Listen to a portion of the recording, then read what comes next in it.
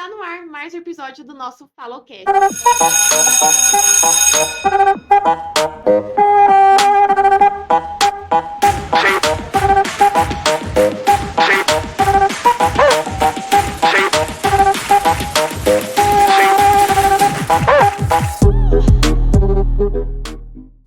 E hoje estamos com ele, que é professor de História e Geografia de escolas públicas, privadas e cursinhos, com especialização em cultura afro-brasileira.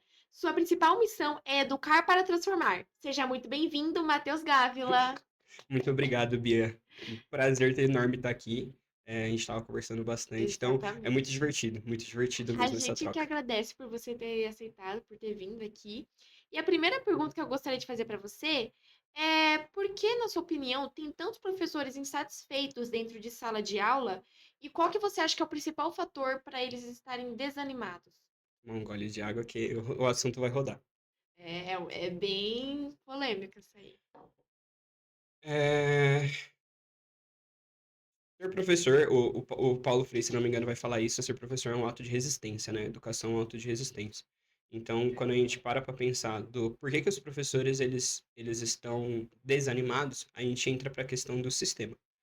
O sistema ele pesa muito, muito, mas a gente vai falar que a gente vai conseguir mudar o sistema hoje, num prazo de 4 anos, que aí vamos pensar no presidente e tudo mais? Não vai. A real é que o sistema ele prejudica, mas quando a gente tem uma coordenação, quando a gente tem uma direção, quando a gente tem professores que vão falar a mesma língua, a gente consegue trocar essa Que se realidade, apoiam entre si, que né? vai se Que tem apoiar uma boa convivência, que a né? gente possa escutar hoje o que as novas perspectivas de pedagogia, os novos métodos estão falando e tentar fazer com que esse professor que está desanimado entenda que, primeiro, ele não vai mudar de uma noite para o dia, a escola não vai mudar de uma noite para o Sim. dia, o aluno não vai mudar de uma noite para o dia. Então, eu acho que esse professor desanimado, ele está muito mais desanimado por conta do olhar que ele está tendo sobre a educação, sobre o aluno, sobre a gestão, o olhar da gestão sobre esse professor, o olhar da gestão para essas novas, nesse novo mundo que a gente está vivendo, essas novas necessidades, do que necessariamente a gente só culpar o sistema. O sistema é culpado, sim. Eu não vou tirar a culpa do barateamento da educação, a gente tirar a culpa do sucateamento das matérias humanas, todas essas características. Mas desde que o professor ele entenda que ele tem um papel dentro da sala de aula e Sim. que ele é a via direta com o aluno, a gente consegue, aos poucos, alterar Evoluir. as coisas. Eu gosto muito Exatamente. de falar que eu sou professor de história, então a gente acostumou com uma história que é de grandes acontecimentos. Revolução Francesa, Revolução Industrial e nossa, e tal. Só que aí eu falo para você, nenhum grande acontecimento existe ou existiu ou vai acontecer sem pequenos acontecimentos, sem processos. Exatamente. Então, quando eu falo hoje de um professor que ele está desanimado, ele viveu processos para chegar assim. Exatamente. Ele viveu situações para estar aqui, para estar desanimado, para ter um olhar para esse tipo de educação. Às vezes até o salário dele, né? Até a profissão que não é valorizada, né? Então, aí a gente vai entrar para o assunto do sistema. Profissão desvalorizada, hoje o professor ele não tem uma visibilidade boa, ele não tem uma valorização. Muitas vezes, principalmente na parte de humanas, a matéria vai ser associada depois a você vender sua arte na praia, entendeu? Então, tipo, pô, eu vou fazer história e eu escutei isso, oh, mas você vai vender sua Nossa. arte na praia? Porque a educação, o professor, ele não é bem visto. A educação hoje, ela não é valorizada. Ponto. E é logo a educação que leva as pessoas. A educação é a base, né? É tudo. Você precisa dela para você passar no vestibular, passar. Educação, não só no passar, mas você ter pelo menos, por exemplo, o que o Rafael Colaviti já falou, que ele falou do monarca. Ai, eu esqueci como é que eu posso. Eu não sei como é que eu posso exemplificar isso, mas você tendo uma boa educação, você sabendo de educação, você vai ser um cidadão respeitoso que, sabe, É, qual educação? a A educação educação. curricular, que a gente vai ter pela BNCC, a educação que você tem por livro, ou a educação de um professor que ele quer transformar o seu pensamento? E não é, republicar ou refazer aquilo que eu estou fazendo. É eu, com um questionamento, que nem eu fiz agora, você pensar qual educação eu estou falando. Eu estou falando da educação, essa que a gente está tendo, essa que você tem com alguns professores, que vão te levar a pensar, uma educação que é apostilada, uma educação que é curricular, que eu vou jogar o slide que fez pelo público, né, pela educação pública, um slide lá na TV e falar para você, ah, copia esse slide aí, copia a apostila, copia o assunto que está no livro, no seu caderno. Então aí a gente depende muito de qual educação a gente está falando. Aí entra na intenção do professor. Qual é a minha intenção? A intenção é que você só tire uma nota boa, a intenção é que Sim. você só decore um É conteúdo para decoreba. passar no vestibular, e o vestibular ele tá mudando essa perspectiva, Ele ou a quer. minha intenção é realmente que você saia transformado? Muitas vezes, muitos, lógico, não pode generalizar, né? Porque toda generalização é Sim, boa. Mas muitos professores, às vezes, só passam uma matéria, nem se preocupam em ensinar. Tem professores que você percebe, eles não gostam de ensinar. sim, Por exemplo, eu tô fazendo cursinho e aí eu vi eu vejo a grande diferença. Tudo bem que você tá no cursinho, é o cursinho, né? Mas você vê a grande diferença ali do professor que quer realmente que você ensine, que você não quer somente a decoreba, e um professor que já tá cansado e que parece que não quer nem ensinar, que ensina de qualquer forma e que só passa atividade e pronto. é a real é que, no final das contas, isso é muito uma escolha. Ou eu ajusto a minha vida àquilo que eu ganho, ou eu ajusto aquilo que eu ganho à minha vida. Essa é a real. Então tem muito professor que ele já tá cansado, Sim. continua só por conta do salário. Porque, hoje eu tenho um patamar de vida que, por exemplo, só a minha aposentadoria ou só uma escola não sustenta. E aí você vai trocar o objetivo de ensinar por um salário. A gente vai encontrar bons profissionais em qualquer lugar, seja dentro de uma empresa, seja dentro de um telemarketing, seja. Você vai encontrar uma pessoa que você já ligou para um telemarketing e você falou, nossa, que da hora, que gentil. Até no atendimento de pizzaria, qualquer coisa que você for fazer, você vai encontrar bons funcionários. O professor, o impacto maior dele é que a gente muitas vezes esquece que a nossa ação de ser professor, ela transforma a ação do aluno de ser cidadão. Exatamente. Então, quando eu falo, por exemplo, que hoje um aluno ele é impactado negativamente por um professor, a gente tem um problema absurdo que é, muitas vezes eu estou atrapalhando o sonho desse aluno. Quantos alunos chegam para mim para falar, professor, eu quero fazer história, eu quero fazer alguma matéria relacionada a ser professor, mas a minha mãe não vê isso como uma positiva. Ah, mas um professor falou que eu sou maluco. Ah, porque então a gente mesmo como professor, a nossa própria classe degrada a imagem do ser professor. Uhum. Porque a gente está, em sua maioria, que nem a gente falou, mas a gente não generaliza, sempre tem os que se salvam, mas a maioria está cansado. Tem muito professor, e a gente tem isso como dado, que daqui a alguns anos a gente vai ter uma falta gigantesca de professor. Mas, porém, contudo, entretanto, a gente não faz nada para a gente estimular que essa pessoa consiga fazer uma licenciatura e saber que vai ser sim valorizado. O governo atualmente ele lançou um pé de meia para aqueles que vão fazer licenciatura. E aí ele vai fazer licenciatura, e depois que ele termina, o governo ele vai dar uma bolsa durante um tempo para essas pessoas. Só que o problema é que essa bolsa não vai resolver o problema que é escolar, que é de Exato. gestão, que é de direção, que é de coordenação, que é problema que a gente consegue resolver. Aquilo que é do governo vai demorar muito tempo para resolver. Muitas vezes o governo ele não sabe o que acontece lá embaixo mesmo. Ele só manda, tudo bem, a intenção pode ser boa, mas ele só manda, por exemplo, do celular. Ele não sabe o que está acontecendo lá de baixo para proibir, para se a escola tem estrutura boa o bastante que consegue proibir o seu. Ai, me perdi aqui no meu Não, fique em pensamento, mas acho que paz. você entendeu. Mas vamos lá, vamos pegar essa questão do celular, que é muito problemática, e vamos pegar a nossa estrutura de governo. Se eu falar para você que, na verdade, tudo aquilo que a gente coloca a culpa no presidente, na real, ele é o fim de algo que aconteceu vários e vários meses dos processos, porque a gente esquece que o presidente ele não é absoluto. Não, Ele não é absoluto. tem os três A poderes. gente tem os três poderes, o presidente representa o executivo, isso foi uma aula de geografia que eu estava dando para o oitavo ano, e eu falei, você sabia que o executivo ele só dá a última assinatura e isso vai para ser projeto? A real? O que que acontece antes? O projeto de lei que a gente está falando sobre o celular nasceu de um estado, eu não vou lembrar o estado agora, mas nasceu de um estado. Então, esse projeto vai para o Estado, aí do Estado vai para a Câmara dos Deputados, Câmara dos Vereadores, passa pela instituição federal, vai É para todo vai todo para todo um sistema, vai e volta 2, 3 vezes. Não é um negócio estralei os dedos e resolveu. é, Sabe aquele vício que eu falei da gente ter grandes acontecimentos? sim. Aquele vício que eu estava explicando para você que a gente vive só a Revolução Francesa, só Uhum. esses grandes acontecimentos? É isso. A gente vê o fim, mas a gente não olha os É, teve os processos pequenininhos. iniciais. Na real, o nosso maior problema não é um presidente, é todo um sistema que começa desde o municipal, sobe para o estado, sobe para o federal, vai para o Distrito Federal, vai para essas relações. Uhum. Aí a gente tem um grande problema, que é todo um sistema.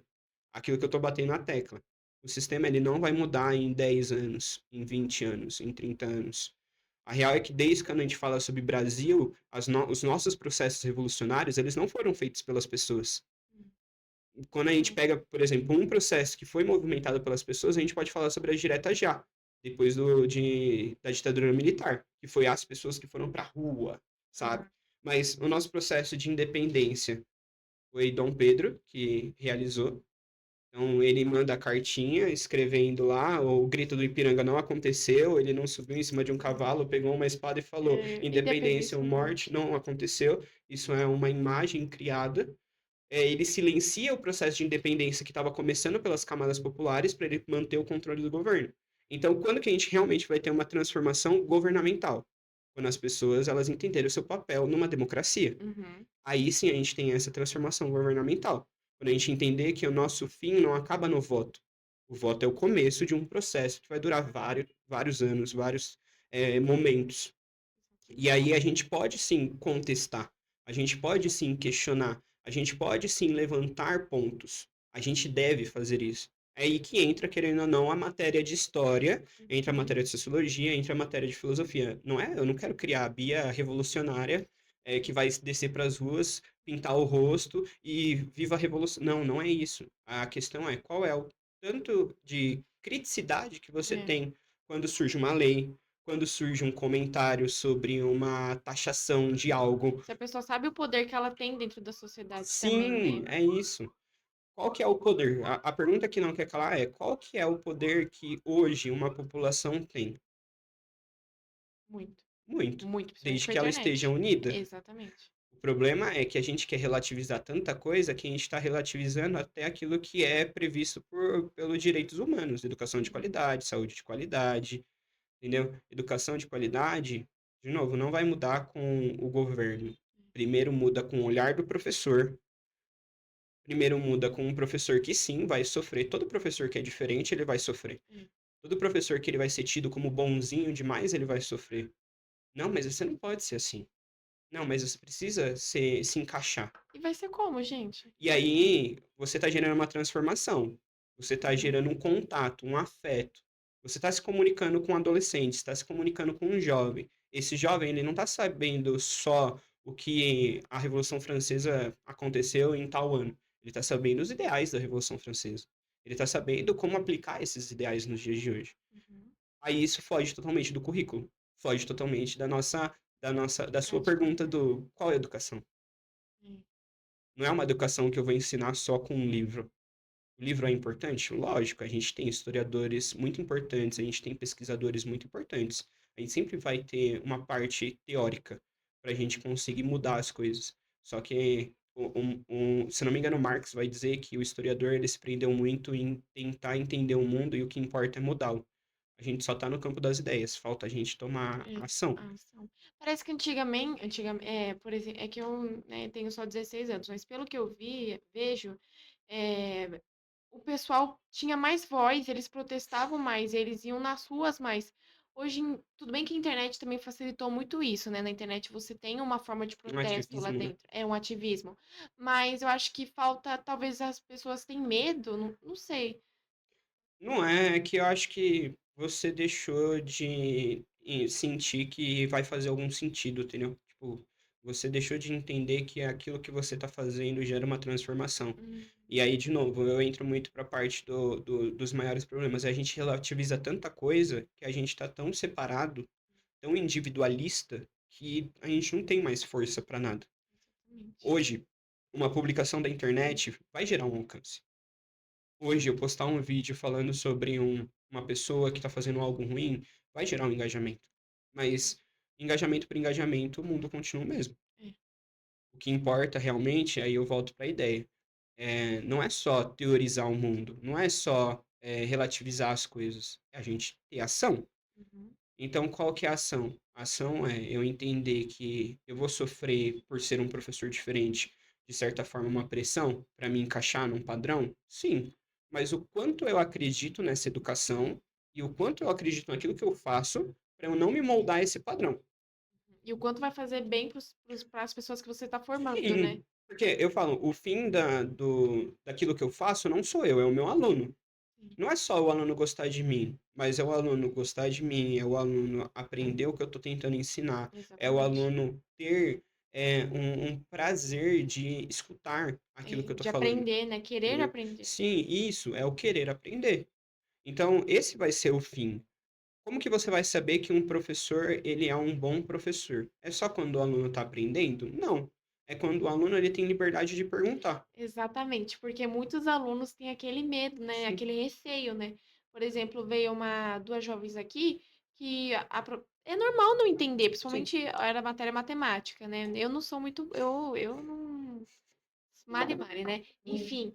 E aí, o professor, ele não gostava que perguntassem mais de duas vezes. Gente, você tá ali para aprender. Cada um tem Um tempo, o né? seu tempo de aprender. Você tá lá, você é um professor, você tá ensinando, e você não quer que o aluno tenha dúvida? Aí eu, né? Eu gosto do aluno que me questiona. É. Eu acho incrível isso. Porque, primeiro, mostra uma liberdade, Uhum. sabe, você se sentir confortável de Perguntar, conseguir né? manifestar uma dúvida. Uhum. Então, eu sempre faço um processo de quebra de expectativa. Primeiro eu chego, e isso eu aprendi com o William Borghetti, eu já chego na sala de aula e falo, mano, vocês não são obrigados a nada. Eu não posso pegar sua mão, Bia, e falar, pô, você é obrigada a fazer a lição. Você É. é obrigada a responder. Você é obrigada a isso. É você dormir, eu vou ter que te acordar e obrigado a você fazer. Na real, que você não é obrigado. É mesmo. Então isso já quebra uma expectativa de tipo, nossa, ele é tranquilo? Não, eu dou bronca. Eu brigo com o aluno. Eu converso com o aluno. Brigar não, né? Eu converso com o aluno. Eu oriento o aluno. Então, quando a gente olha para essa situação, quando a gente olha para isso, o ponto é que quando eu dedico tempo, quando eu saio dessa posição de ser professor, autoridade, não sei o que e tal, aí eu tenho liberdade de você se sentir É. confortável para perguntar quantas vezes precisar. Não importa que se eu for perder 50 minutos da minha aula para te explicar a mesma coisa 300 vezes. Ainda mais se é alguma coisa importante que você precisa entender.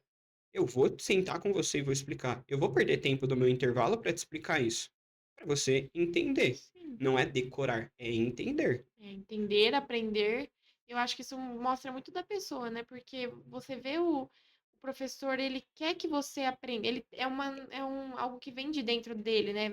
Quer, se esforça para o aluno aprender também, né? E eu acho que isso motiva muito também o estudante, né? Você vê que alguém se importa com você e quer que você aprenda. Porque muitos professores, né? Não generalizando, obviamente, novamente.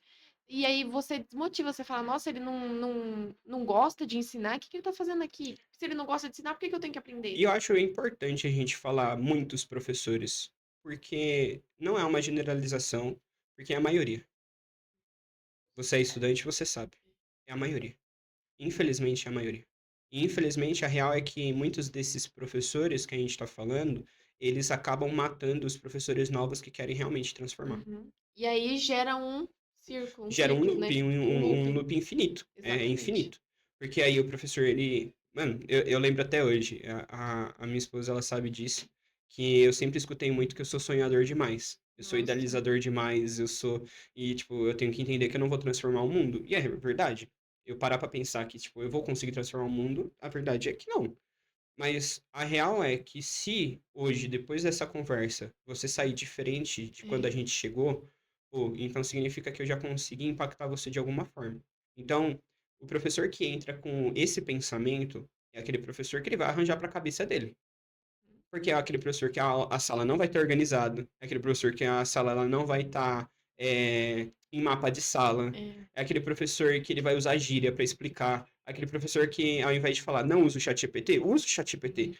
Pô, meus alunos da escola, eles fizeram uma coisa incrível, que eu estava explicando sobre a Revolução Francesa, e aí eles colocaram no chat GPT para explicar a Revolução Francesa usando gíria. Maravilhoso! Nossa, É incrível, porque eles adaptaram para a linguagem deles e eles foram super bem na prova. O caramba. meu fim é a prova? Não, mas eles precisam passar por esse processo. Sim, Porque no final das contas, a prova, ela precisa de um feedback, que foi o que eu fiz para ele. Você errou porque não sabia, errou porque estava com dúvida em duas, errou porque estava cansado. Entender qual que era a sua situação naquele exato. momento. Mas, pô, a prova ela é um ponto importante para o contexto que a gente vive desse sistema que a gente vive. Sim. Não tem hoje um momento que eu consiga falar, não vou dar mais prova. Chega. Eu preciso cumprir essa realidade. Precisa saber como está o desempenho do aluno, né? A nossa pergunta inicial, o professor desmotivado, ele só vai dar a prova pela prova. Simplesmente. Só para você tirar uma nota, é você Hum. finalizar o ano, Às você vezes até passou. distribui nota. É, entendeu? Vai distribuir nota e beleza. Vamos finalizar, o fim do seu aprendizado vai acabar na prova. Uhum. Então é esse professor. Eu como, e não só eu, mas esses professores que entram e querem transformar a educação, isso com a sala de aula que eles têm, a prova ela é um meio de aprendizado. Mas eu vou ver a participação do aluno, eu vou ver o engajamento Sim. do aluno, eu vou ver a diversão dentro da sala de aula, eu vou ver o quanto esse aluno ele interage, o quanto esse aluno ele está conversando na aula, mas ele está conversando sobre o assunto. Sobre, pô, mas isso me pegou. Porque muitos professores olham, nossa, tá conversando por quê? Mas às vezes até sobre o assunto, Sim, né? E algo que eu ia falar, às vezes o aluno ele pode não ir bem na prova, mas ele pode se dar muito bem na comunicação, sim. no questionamento com o professor. E aí são vários métodos de avaliação, né? E- A gente não pode centralizar somente na prova. sim, A gente tem que, o Gardner, ele vai dizer, o Gardner, se não me engano, ele é um psicólogo que ele estuda sobre metodologias de aprendizado, métodos de aprendizado, que aí a gente entra em vários tipos. Você vai aprender conversando com seu amigo, você vai aprender explicando, você vai sim. aprender anotando. A lousa é um problema quando o professor ele só se prende à lousa. Enche o caderno de texto lá e tal, e tipo 15 mil aulas copiando. Mas eu sabia que hoje, quando você para anotar algo, o seu corpo ele aprende com aquela anotação, Hum, entendeu? Então a gente tem que saber que todos os extremos são ruins. Quando a gente vai somente para a lousa, é ruim. Quando a gente vai somente para uma aula totalmente expositiva, é ruim. A gente precisa de troca. Ah, mas hoje não encaixa na rotina do professor. Alguma coisa vai ficar em falta. Pô, é verdade. Não tem como eu dar aula, usar a apostila, usar o caderno, fazer explicação, corrigir trabalho, corrigir prova, corrigir não sei o quê. A demanda do professor é muito alta, isso é verdade. sim. Só que o que que eu vou priorizar? De novo, volta para o olhar do professor. Uhum. A gente vai reclamar sim do governo, a gente vai bater na tecla do governo, mas tudo vai voltar para o olhar do professor. O professor, de que forma que ele ensina, como ele ensina. Isso. E aí, esse é o fim, na verdade. Não adianta a gente mudar Todo o lá sistema, toda a metodologia, se o se professor no final não. das contas a gente não escuta É, pesquisadores, exatamente. cientistas, pedagogos. Hoje a neurocomunicação está muito forte, a questão da neurociência está muito forte. A gente entender todos esses lados para a gente conseguir realmente transformar essa educação. Porque, pô, o celular não pode. Beleza, não pode. Tá, mas por que não pode? Não, não pode porque é lei. Quem que foi que sentou com os alunos para explicar o porquê não É, pode? Ou o porquê isso se tornou um problema? A gente decidiu proibir, mas ninguém parou para sentar com os alunos e, na maioria dos casos, não pararam para sentar com os alunos para explicar o que que está acontecendo. é. O porquê que chegou a este ponto? A gente passou por um processo de pandemia, que às vezes a gente esquece de falar, onde tudo se tornou digital, onde as Exatamente. relações se tornaram digitais, onde o aprendizado se tornou digital, onde o mundo ele caminhou totalmente para o digital. Então a gente precisa adaptar o nosso currículo, a gente precisa adaptar o nosso ensino, mas também não é que nem fazer que nem eles estão fazendo, encher também de plataforma, Exatamente. É, enche de plataforma, não pode celular. entendeu? Então, mas eu vou encher você de plataforma para você aprender a mexer no digital, mas, de novo, qual é o fim da educação? É, Somente eu preencher um questionário que tem lá? é, Não vai desenvolver nada. não mesmo. Aula de Quem tecnologia. dirá que aquele aluno não vai colar no digital também? E aí, aula de tecnologia. O que que você faz na aula de tecnologia? Eu não tenho aula de tecnologia. Entendeu? Então, tipo, a gente vai entrar para nem hoje o governo sabe o que está fazendo. Essa é a É, real.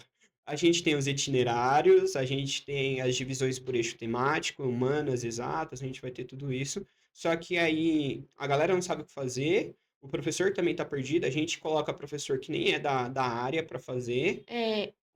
isso é o que realmente está mais acontecendo e o professor não sabe como aplicar aquela matéria e ele fica totalmente perdido. Entendeu?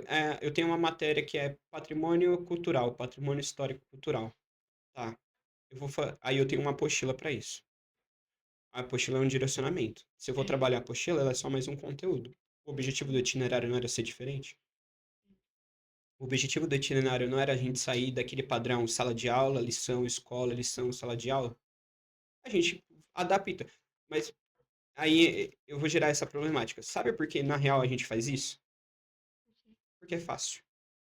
é a maneira mais fácil, né? É- Imagina o professor que para olhar cada um dos seus alunos de forma individual.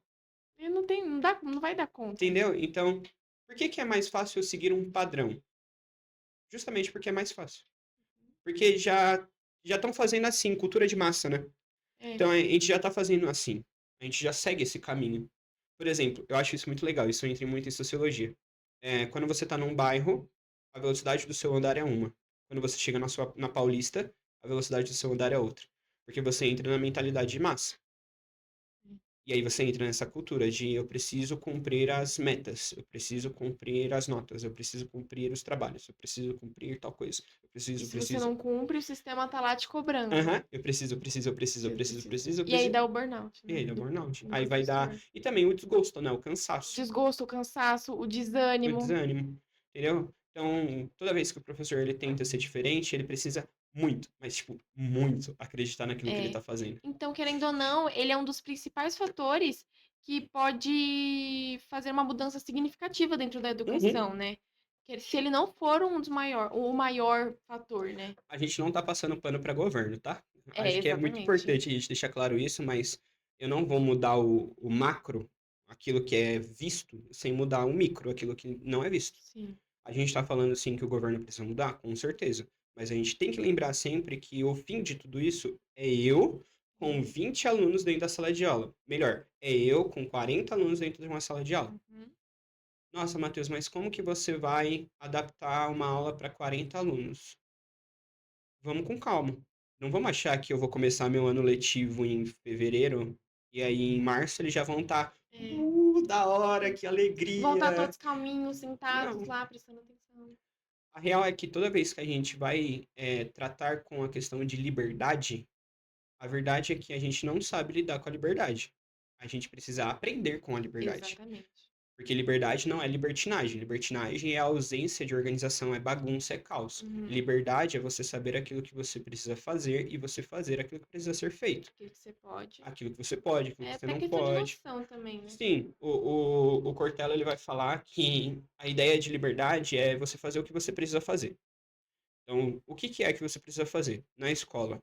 Por que que você está na escola hoje? Pra aprender. O que é aprender? O que é aprender? Nossa, pera. Aprender é. Ai, gente. Aprender é porque. Gente que pergunta. Aprender é você saber de algo, é você. É que existem várias formas, né? Aprender, existem vários significados para aprender, né? Mas dentro da escola, você aprende uma matéria, é para saber informações sobre alguma disciplina, né? Falando bem A por ideia, cima, mas. percebe que essa problemática do eu te questionar o que é aprender, você já tentou puxar vários assuntos? Isso é aprender. É eu conseguir pegar a informação que a gente tem espalhada e hoje a gente tem muito mais acesso à informação, a gente filtrar, filtrar, filtrar, filtrar, filtrar e falar, pô, eu consigo Ou eu sei o que é aprender porque eu consigo executar tal coisa. Eu consigo pensar. Uhum. Entendeu? A frase do penso, logo existo, Ah, ela é incompleta. Porque, se eu não me engano, é Descartes. Eu não vou lembrar agora. Descartes, ele vai falar, se eu não me engano, penso, logo existo. Só que ele tem uma questão que a gente esquece de falar, que é a dúvida absoluta. Na verdade, é questiono, penso, logo existo. já. Entendeu? Então, a ideia é que no momento que eu fiz a pergunta do o que é aprender, o aprender, ele é o questionamento que te levou a pensar. Aquilo que você materializou, independente se está totalmente certo, totalmente errado, independente, é o fruto de tudo isso. Isso é o aprendizado. Uhum. É aquilo que você gera com aquilo que você escuta, é aquilo que você gera com aquilo que você vê, aquilo que você gera com aquilo que você se relaciona, é aquilo que Uhum. você gera, que você vai transformar, que você vai trazer e tudo mais. E isso é indiferente de governo. Isso é indiferente de BNCC. Isso é indiferente de plano anual, de plano de aula. Isso é relação de professor e aluno. Uhum. O quanto eu estou disposto a levar o meu aluno a pensar e o quão disposto eu estou a escutar o meu aluno. Uma escuta Ah, ativa. é. Eu Aí ele ter o saber. pensamento crítico dentro de sala de aula, né? E o pensamento crítico, ele não é que ele é moldável, mas o pensamento crítico, ele não é absoluto. Por exemplo, o que você pensa é o que você pensa. Se eu trazer uma outra pessoa aqui, o que a pessoa pensa é o que a pessoa pensa. A gente não está abrindo a oportunidade para absurdo. Sim. Se o professor ele tem o conhecimento, se ele é professor, ele estudou, fez faculdade, se preparou, planejou a Estudou. aula, se organizou, mudou as suas aulas do ano passado, porque se ele já não, ele já está trabalhando há 3 anos com os mesmos tipos de aula, é um absurdo isso. Já está errado. Porque as gerações de 3 anos atrás já não são mais as Já mesmas não de são hoje. mesmo.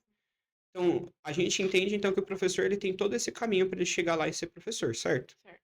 Então, quando você fala algo que vai pairar o absurdo, eu vou te orientar, eu vou te ajudar, eu vou te mostrar o caminho para você perceber que aquilo que você está falando não é certo, entendeu? Aham. A gente fala sobre a questão de, por exemplo, discursos extremistas, tanto para os dois lados, direita e esquerda.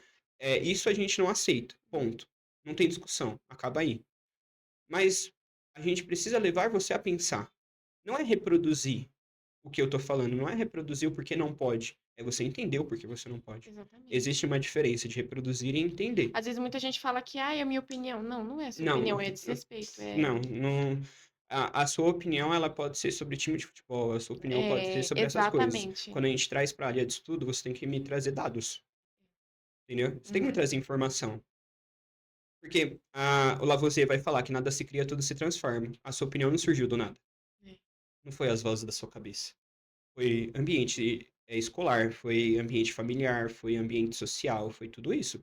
E fez com que você tivesse esse tipo de pensamento. Exatamente. Eu acho que muito o lugar ali que você vive influencia muito na sua opinião. Uhum, Principalmente o adolescente, querendo ou não, ele tá na formação do pensamento dele, o córtex pré-frontal, acho que o William Borghetti falou, uhum, que sim. nem tá pronto ainda. Com E 25 aí, anos.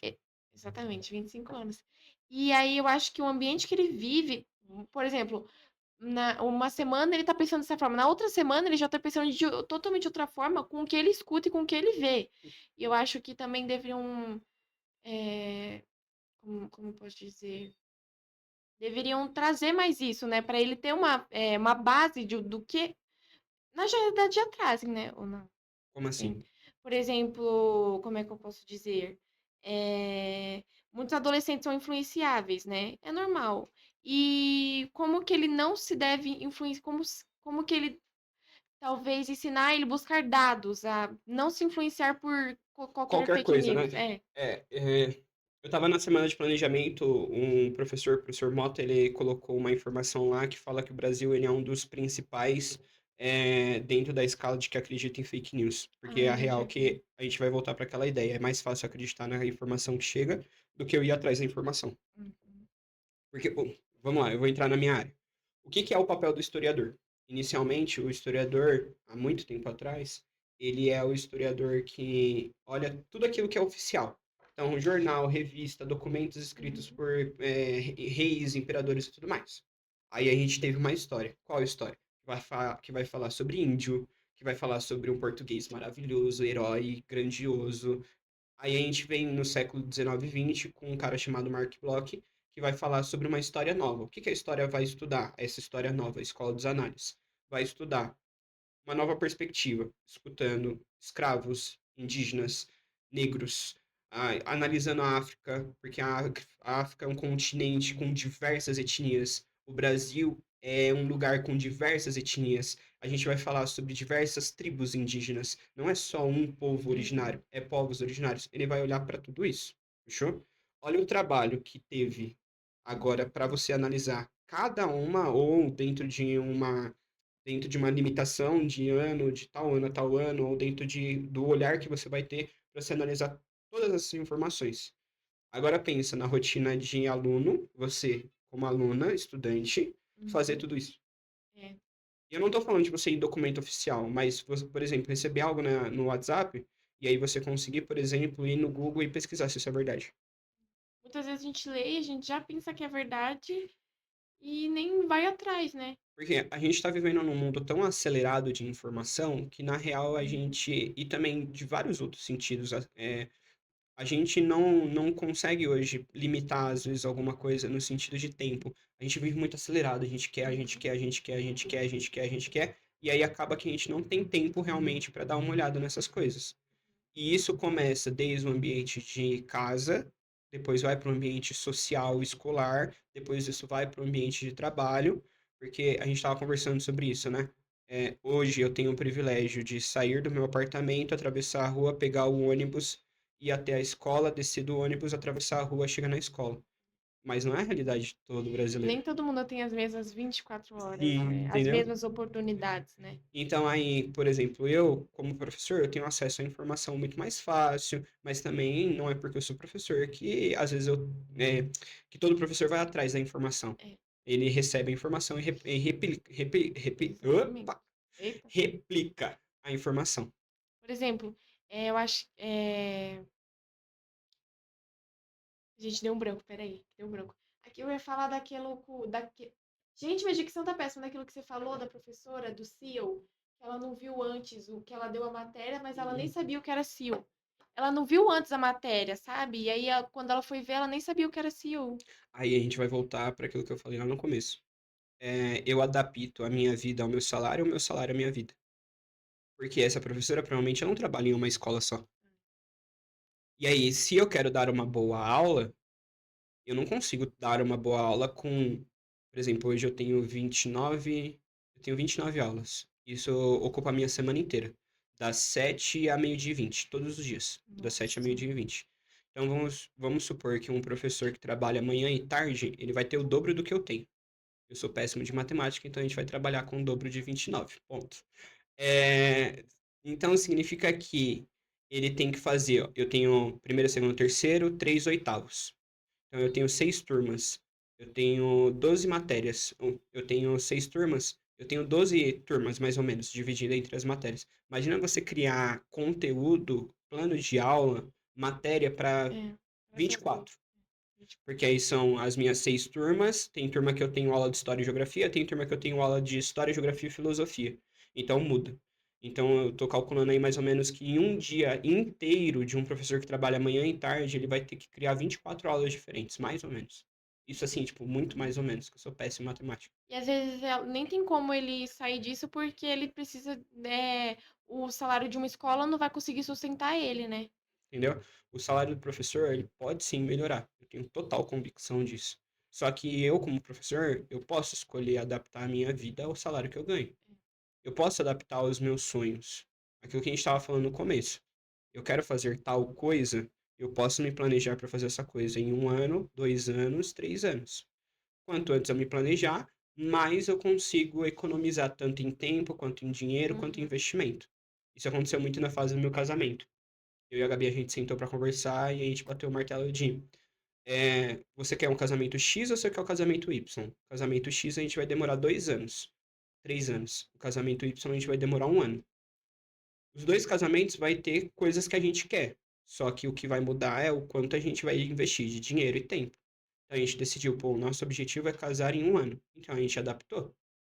O problema é que nessa sociedade que a gente vive, onde o querer é muito grande, Uhum. a gente quer antecipar as A coisas. gente é muito ansioso. E aí a gente se envolve em vários problemas. Uhum. Então isso se encaixa muito na vida do jovem que está entrando para a vida adulta, que está entrando para a profissão, isso se encaixa na vida do professor que está na aula, isso se encaixa na vida de uma pessoa que é um adolescente, que nem você, e quer fazer faculdade de biomedicina, entendeu? Uhum. Porque o que que você vai querer fazer? Você vai querer ganhar dinheiro, que é a conversa que a gente está tendo, ou você quer fazer o cursinho para você sair bem Uhum. na faculdade? Você pode esperar 1 ano para você conseguir alcançar seu É. objetivo. Ou você pode inverter e às vezes demorar um pouquinho mais.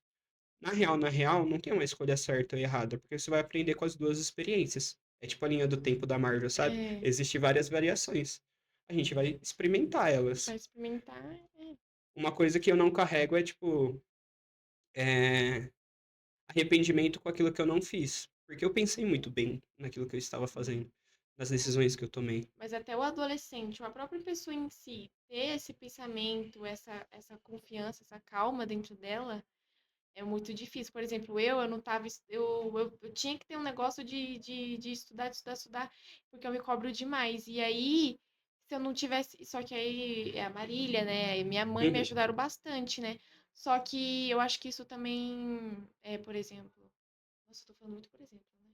Enfim, eu acho que. É melhor que tipo. Melhor que tipo, porque tipo. Melhor que tipo, porque tipo. Melhor que tipo. Mas enfim. E aí eu acho que é uma geração. Não, geração. Não, eu não gosto desse papo de geração ansiosa, geração mimimi, enfim. Mas eu acho. Ai, gente, eu me perdi. É porque eu entrei com tipo, eu tô. Pensa que no final das contas, a real é que a gente sim, a gente está vivendo uma geração mais ansiosa, porque a gente tem mais informação e a gente tem mais controle sobre isso. Por isso que atualmente a gente fala de uma geração mais ansiosa, porque a gente está transformando essas pessoas em dados. Antigamente a gente não datava, a gente não tinha um senso de quantos adolescentes, quantos jovens passavam por É, ansiedade, depressão e tudo mais. é. Por isso que hoje a gente fala sobre uma geração mais ansiosa, porque o nosso comparativo é de que a gente está em 2025. Então a gente está fazendo esses dados nos últimos 5 anos. Porque na minha época, falar sobre ansiedade era frescura, Tá bom, né? um tabu. Eu tenho 26 anos. Nossa. E aí falar, tipo, 6 anos, até 8 anos atrás, vamos lá, era tabu totalmente falar sobre ansiedade. Por que ansiedade? Mas você só estuda. Por que ansiedade? Você não tem uma conta para pagar. Nossa. Por que ansiedade? Se você só a sua única desculpa, a única obrigação é estudar. E aí, primeiro, a gente simplificou, dizendo que estudar é fácil. Segundo, a gente não escutou as dores dos adolescentes. E esses adolescentes se tornaram adultos. Então, é uma geração que sim passa mais ansiedade, que sim tem mais E casos, que não porque a foi gente ouvida, né? que não foi ouvido. E é uma geração que está tendo muita dificuldade para ouvir os adolescentes que estão vindo. Ei, Porque a sua geração e as gerações que estão vindo, qual é o principal ponto? Afeto, relacionamento, conexão, tudo isso faz parte. Porque o que que a gente entendeu? Que sem isso é chato. A gente viveu um período onde eu consigo chegar lá, a ideia do individualismo, eu consigo ser o melhor, eu consigo estar no primeiro, no pódio. Só que aí a gente começou a observar que é solitário, que eu posso sim estar lá, mas eu posso trazer pessoas comigo. exatamente. Que não dá pra viver sozinho nesse mundo, né? Sim. Então, por exemplo, pô, não faz sentido eu engajar, eu ser um professor top, se não servir para eu trazer mais pessoas para esse ambiente. Pra incentivar, pra. Para servir de exemplo, sabe? Falar, Exatamente. pô, eu não vim de uma condição social boa, excelente, nunca me faltou nada, mas eu consegui chegar lá. Demorou? Demorou. Então, qual que é o meu papel hoje? Facilitar para que as pessoas Exato. cheguem mais rápido. Incentivar, né? Para que as pessoas cheguem mais rápido. Entendeu? Então, no quesito que você estava falando sobre ansiedade, sobre essa calma que eu demonstro ter, que o adolescente não tem. Sabe o que a gente precisa fazer? Passar todo mundo na terapia e tá tudo bem. Exatamente. tá tudo tranquilo, é tão maravilhoso você conseguir se autoconhecer, você conhecer os seus traumas, lidar com eles, lidar com as suas ansiedades, lidar com a sua preocupação de futuro, tudo isso. E aí você descobrir que, pô, teve coisas que aconteceram na sua vida, no relacionamento familiar, no relacionamento escolar, que afetaram quem você é Que hoje, geraram uma que consequência, geraram uma um consequência. gatilho também. Não é procurar culpado. A culpa é da minha mãe, a culpa é do meu pai, a Não, culpa é do meu colega da escola. Não, é a gente conseguir lidar com isso, a gente conseguir transformar isso em uma exatamente. oportunidade de ajudar outras E pessoas e melhorar, principalmente melhorar e nos ajudar. Antes exatamente. de eu querer conseguir estender, ou antes de eu querer estender a mão para você, eu tenho que primeiro estar de pé, Exatamente. entendeu? Porque eu acho que se você culpa alguém, eu acho que só vai estar piorando a situação. Você cria um remorso por aquela pessoa, você começa a não gostar mais daquela pessoa e aí vai gerando traumas, traumas e gatilhos, eu acho. A gente pode entrar num assunto que se chama projeto de vida.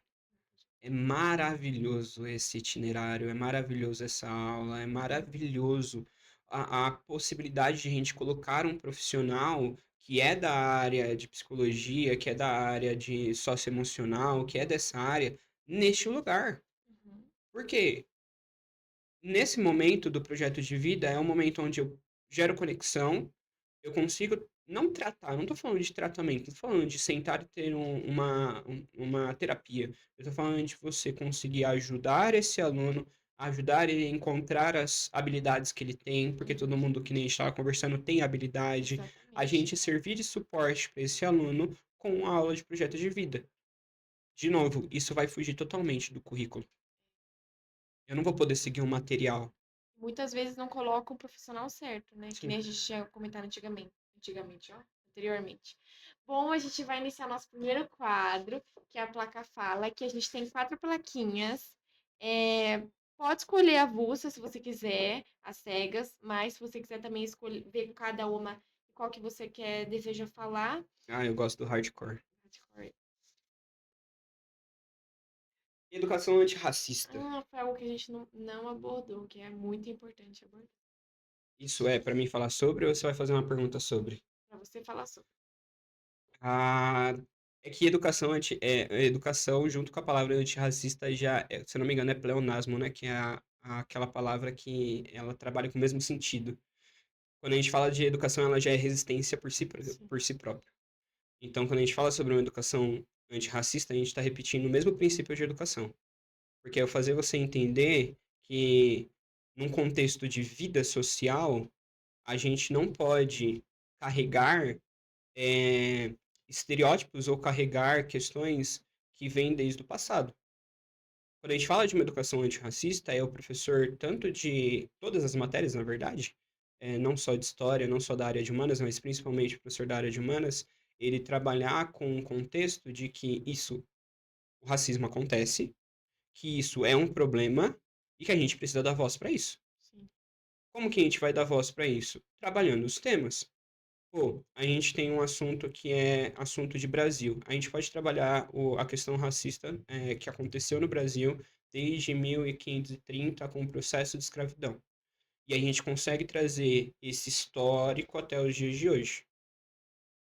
Só que se eu não trabalhar de forma crítica isso, o que que é falar de forma crítica? É trazer situações. É trazer a característica, por exemplo, tanto ruim, que foi o fruto da escravidão, mas falar sobre as resistências silenciosas. Por exemplo, você já ouviu falar do gênero musical blues? Já. O blues, ele é origem africana. Ele surge por conta de uma coisa chamada work songs, que são canções de trabalho que os negros escravizados cantavam nas lavouras de algodão nos Estados Unidos. E aí uma pessoa viu que eles cantavam bem, trouxe para dentro de um bar, e aí ele vai lá e começa a cantar. Não é à toa que os principais cantores de blues, eles são negros retintos.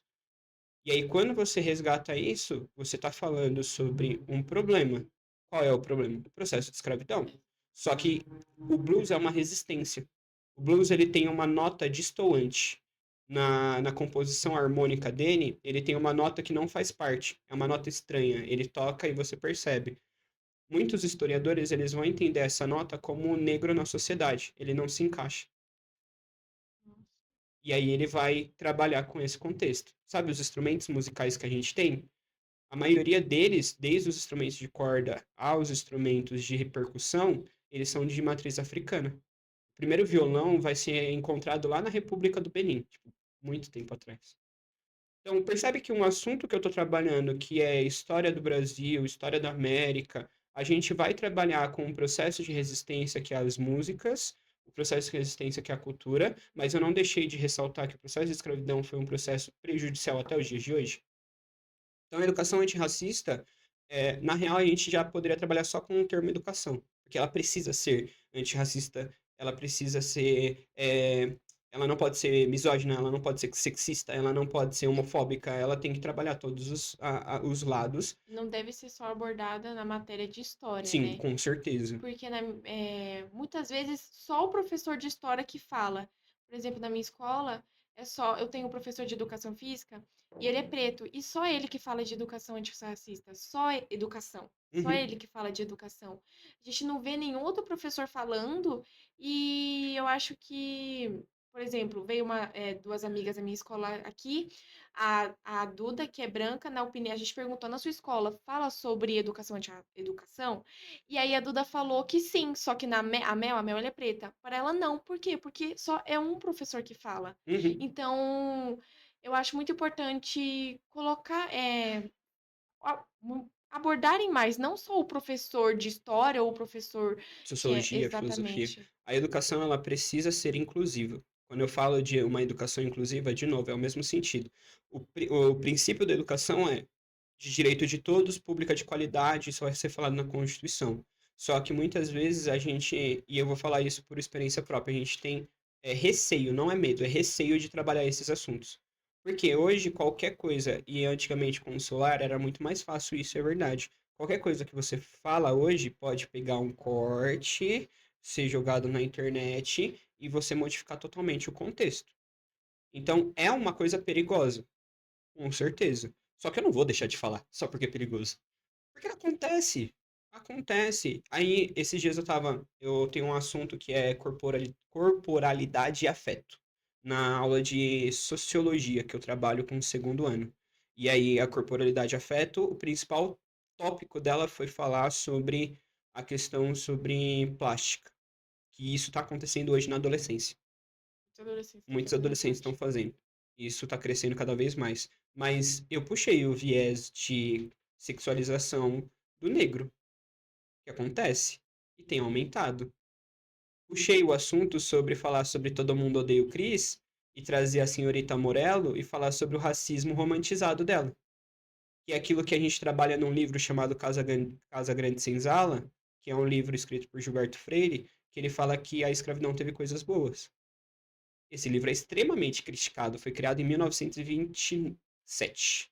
Ele é um advogado que escreveu e, tipo assim, ele vinha da elite. Então, qual que é o contexto do período? E esse contexto a gente trabalha, esse contexto a gente tem uma raiz hoje. O contexto do período é tentar combater as ideias de que o negro ele não era capaz, de que o negro ele por questões de genética ele poderia seguir a tendência de criminalidade e tudo mais, Isso que é é até uma teoria, né? Não tem uma eugenia, eugenia, eugenia, exatamente. a gente tem.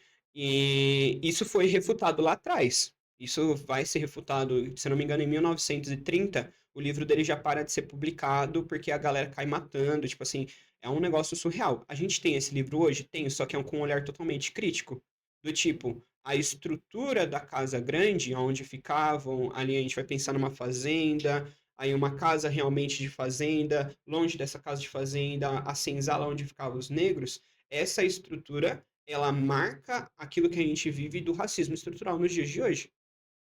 E aí, como que a gente vai falar sobre um racismo estrutural? Beleza, quantos médicos negros você conhece? Quantos advogados negros você conhece? E aí a gente vai falar agora sobre quantas faxineiras. O gap, a lacuna é muito grande. É muito grande. Porque a gente tá esquecendo de dar essa ênfase. A gente tá com receio desses cortes, de deturpar essa informação, e a gente não tá falando sobre. Ou se fala é muito superficial. Então, por exemplo, quando você. E aí a gente pode trabalhar essa questão. É, hoje, dentro do movimento de resistência negra, a gente tem também aquela relativização que eu falei. Por quê? Um professor meu da faculdade, ele falou que uma mulher negra, ela foi tirada do movimento negro por conta que o cabelo dela era liso. Salomão Jovino, o nome desse professor, eu lembro dessa aula até hoje. Por quê? Porque a gente vai entrar num assunto que é o que que te torna negro dentro de uma sociedade. Só é a cor da pele? Mas o Brasil é um país totalmente miscigenado. E aí a gente vai ter que, dentro da paleta do negro, a gente tem vários tons. E a gente vai ter várias características. Se a gente não falar sobre o assunto principal, que é a discriminação, e parar para um assunto que é o quanto racismo eu sofri ou quanto não, a gente divide. E a gente tem dividido a educação. A gente fala sobre um assunto até tal ponto. Quando esse ponto se torna problemático, a gente vai fugir dele. Então, falar sobre educação é falar sobre ser antirracista. E aí eu gosto muito da frase do Djonga, que é fogo nos racistas. Mas não é um negócio absurdo do tipo, nossa, vamos pegar as pessoas e tacar fogo nela. Não, não é assim. Não é desse jeito. A gente está falando sobre a gente ser intolerante com a intolerância. A gente precisa sim ter a liberdade de expressão, mas aí volta naquilo que a gente estava falando. Liberdade de expressão não é eu falar qualquer coisa. Não é a minha opinião. Exatamente. Quando a gente fala sobre racismo, não é opinião. Eu não quero a sua opinião, eu quero dados. Eu quero dados porque, por exemplo, nas faculdades públicas, a gente tem um grande problema de que é o acesso ao negro às faculdades públicas, mesmo com cota, mesmo com uma série de programas. Ah, mas por que existe cota? Reparação histórica. Volta naquilo que eu falei. Quantos advogados médicos? Agora, quantas pessoas que não conseguem entrar na faculdade? E aí entra a questão da cota para a gente conseguir alavancar isso. Ah, mas. Aí eu acho isso maravilhoso. Não, mas roubou a minha vaga por conta de cota. Que posição o cara ficou? 10 mil, não sei o quê. Não tem nada a ver. E a faculdade foi, eu acho que a USP foi uma das que mais demorou para aplicar cotas, né? Sim.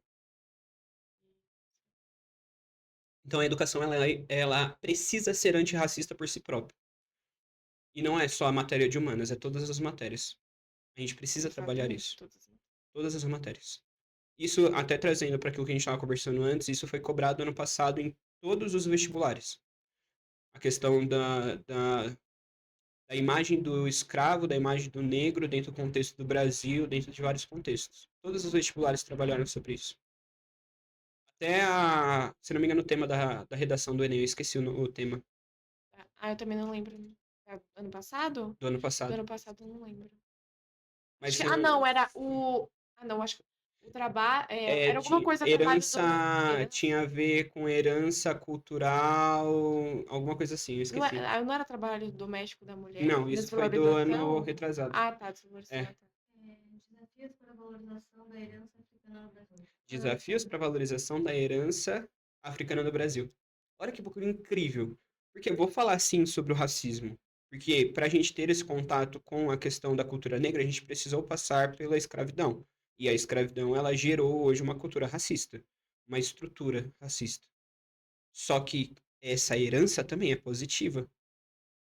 O samba que a gente fala tanto do Brasil é a matriz africana. Existe uma pedra, Pedra do Sal, no Rio de Janeiro. Eu já tive o privilégio de ver essa pedra.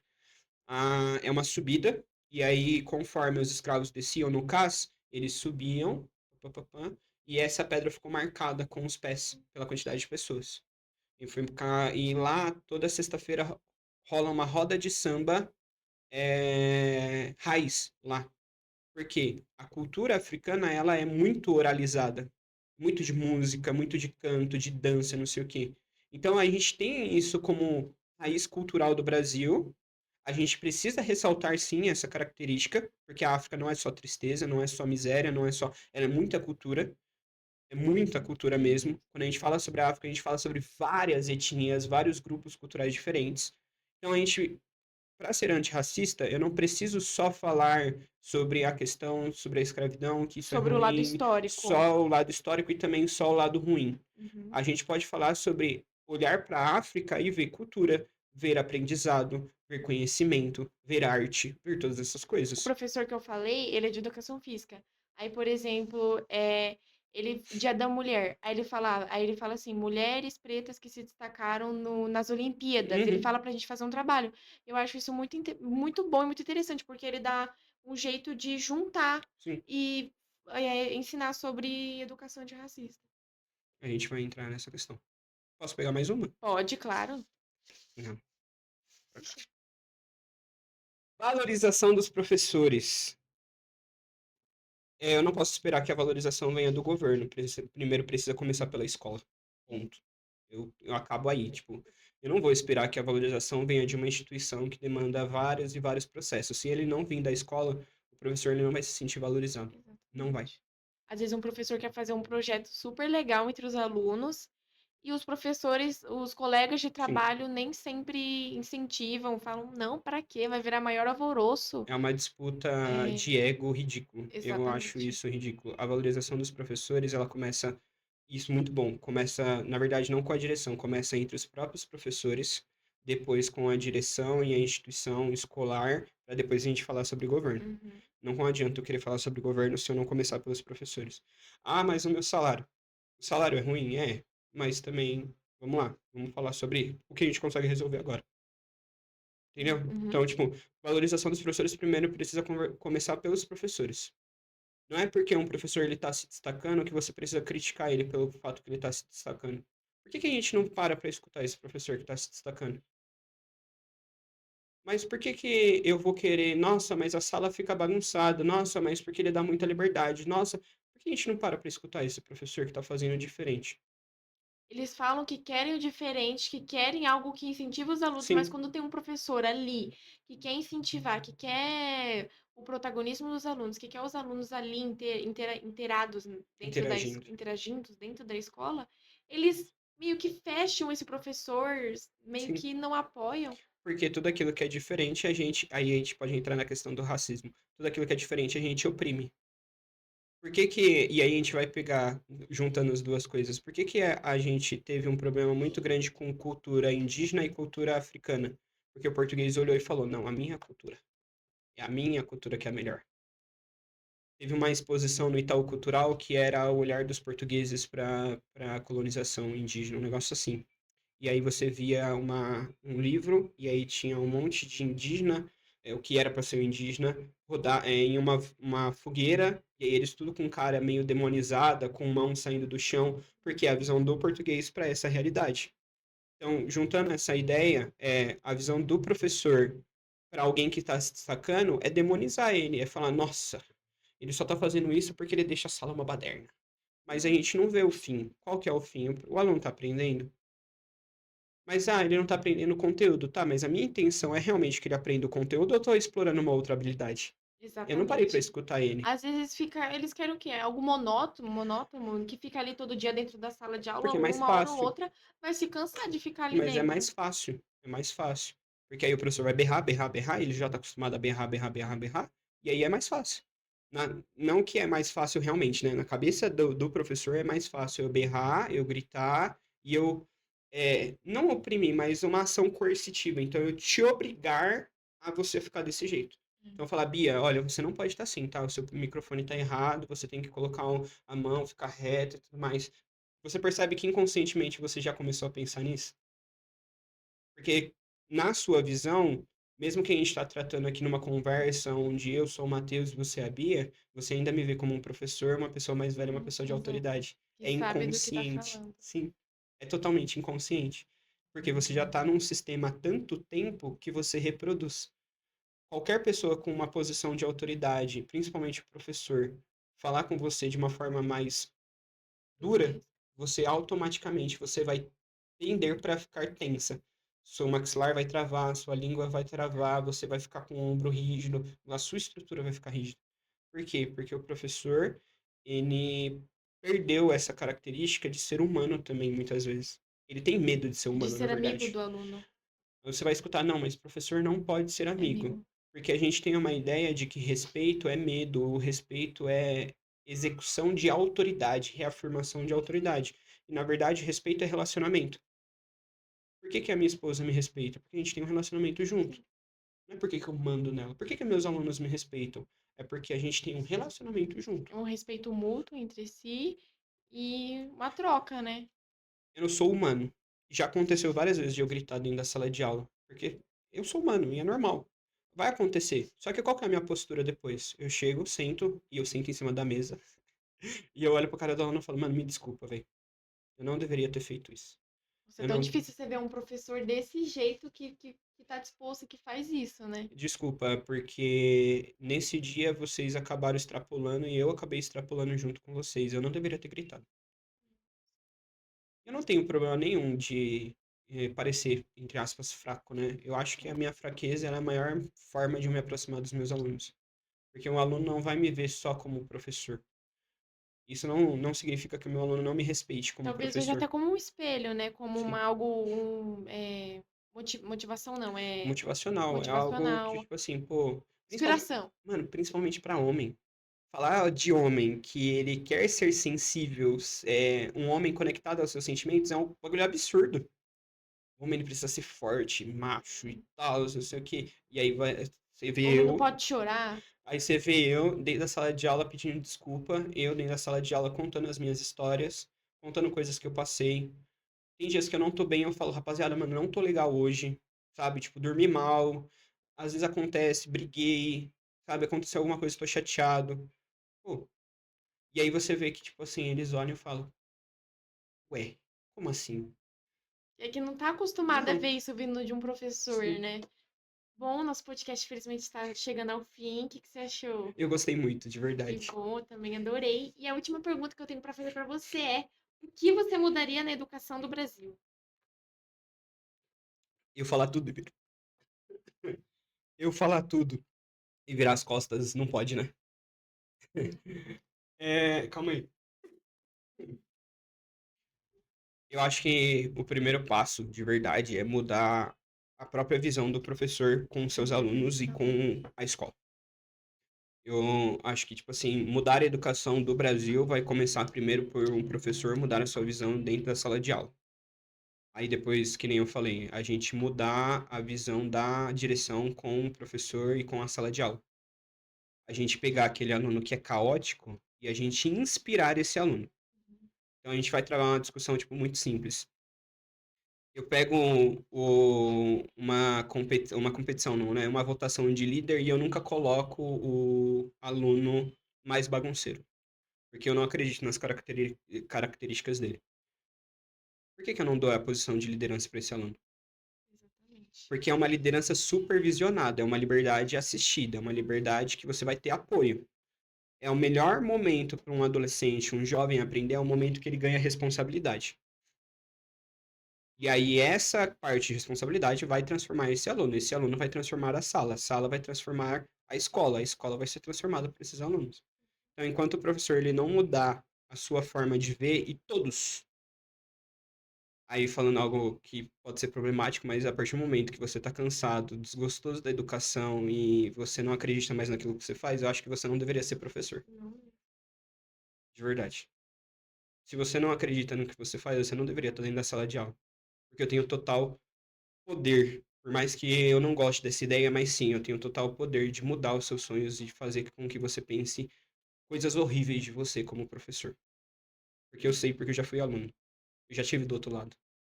Eu sei que teve professores que me marcaram profundamente de uma forma negativa. Eu sei que teve professores que marcaram maravilhosamente de uma maneira, tipo, nossa.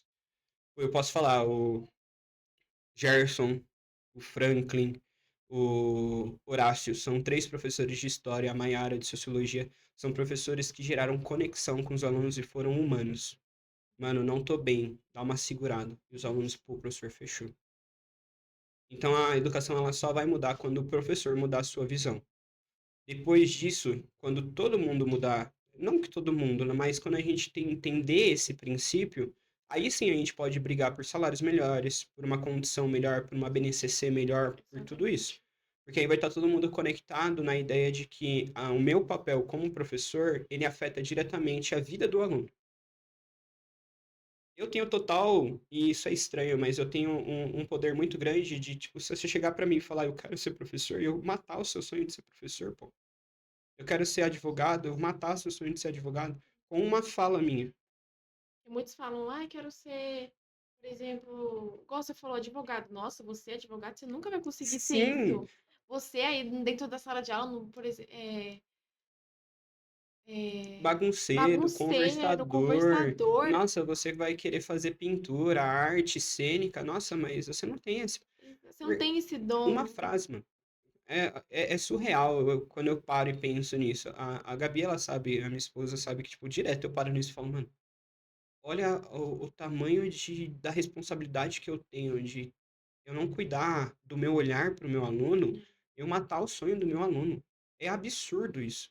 Isso não vem de governo. Isso vem da minha responsabilidade como professor.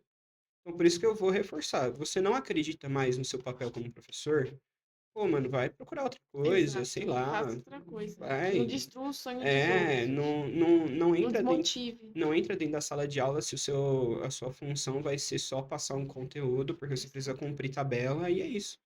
Porque se enquanto a gente não gerar conexão, a gente não for responsável com aquilo que a gente fala, até com as nossas emoções, a gente vai acabar afetando muito mais os alunos e a educação não vai mudar.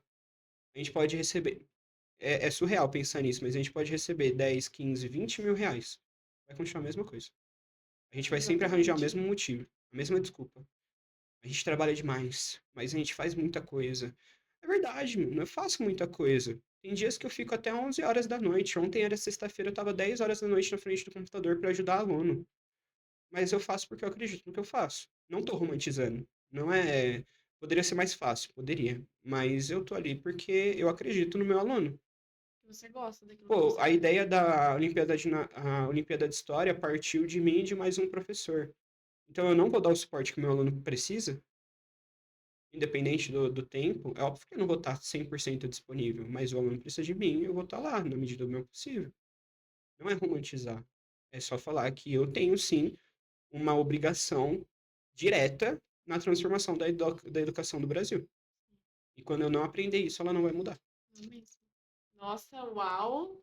Que, olha, parabéns. Muito obrigada. Nosso podcast, felizmente, chegou ao fim. Gostaria de agradecer novamente por você ter vindo, Muito ter obrigado. aceitado nosso convite. E também gostaria de agradecer você que assistiu até agora o nosso episódio.